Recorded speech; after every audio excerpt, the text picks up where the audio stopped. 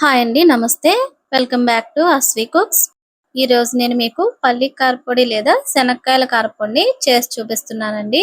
ఈ పొడి మీరు ఇడ్లీ, ఉప్మా లాంటి టిఫిన్స్‌తో తినడానికి, అలాగే వేడి వేడి అన్నంలో నెయ్యి వేసుకొని తిన్నా కూడా చాలా కమ్మగా ఉంటుందండి. ఈ పొడి మీకు ఆల్ ఇన్ వన్‌గా కూడా ఉపయోగపడుతుంది. ముందుగా ఈ పొడి తయారీ కోసం ఒక బాండీ పెట్టి ఒక కప్పు పల్లీలను వేసి సన్నని మంట మీద వేయించుకోవాలి. గరిటతో 4 వైపులా కూడా కలుపుకుంటూ వేయించుకోవాలండి. పల్లీలు మాడకుండా చూసుకోండి.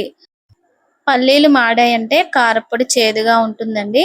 పల్లీలు కాస్త కలర్ మారి కమ్మటి సువాసన రావాలండి. ఈ పల్లీలను చేతితో నలిపితే పొట్టు ఈజీగా వచ్చేయాలండి. అలా ఈజీగా వచ్చేస్తే మనకు పల్లీలు పర్ఫెక్ట్ గా వేగినట్లు. అలాగా మీరు 2 గింజలు తీసి చెక్ చేసుకోండి.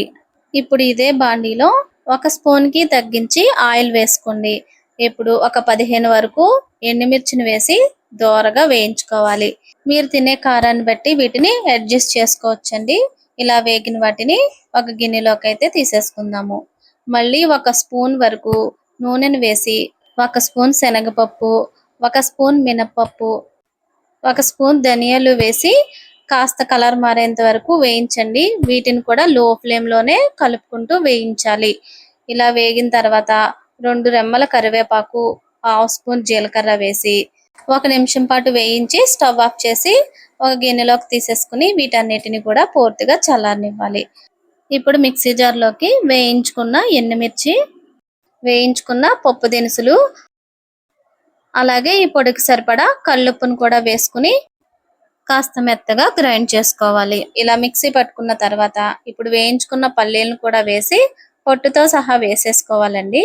ఇప్పుడు 5-6 వెల్లుల్లి రెమ్మలను వేసి మిక్సీ జార్లో మధ్య మధ్యలో ఆపుకుంటూ ఇలా పౌడర్లా చేసుకోవాలి. ఒకేసారి మీరు కంటిన్యూగా పౌడర్లా చేసేసారంటే ఆయిల్ పైకి వచ్చేసి ఈ పొడి ముద్దలా అయిపోతుందండి. ఇలా మధ్య మధ్యలో ఆపుకుంటూ ఇలా పౌడర్లా చేసుకోవాలి. ఈ పొడిని మనం రోజువారీ చేసుకునే కూరల్లో వాడుకోవచ్చు. అలాగే ఫ్రైలో కూడా వేసుకోవచ్చండి. ఇది మనకు ఆల్ ఇన్ వన్ గా కూడా ఉపయోగపడుతుంది. ఈ పొడి కమ్మటి సువాసనతో చాలా రుచిగా ఉంటుందండి. ఒకసారి ఈ విధంగా ట్రై చేసి చూడండి. ట్రై చేసి మీకు ఎలా వచ్చిందో కామెంట్ చేయండి.